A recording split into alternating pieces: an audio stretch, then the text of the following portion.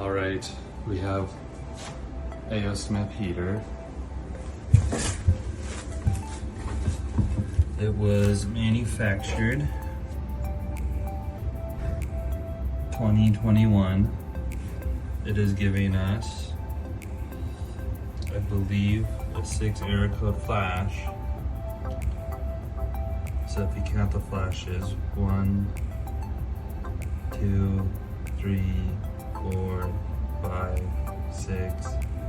So that would indicate replace burner.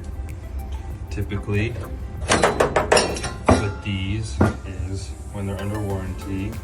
Typically they'll give you the new burner, they'll give you the new gas valve.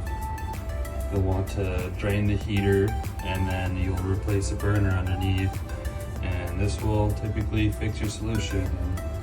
This is a pretty common problem you get with the A.O. Smith heaters.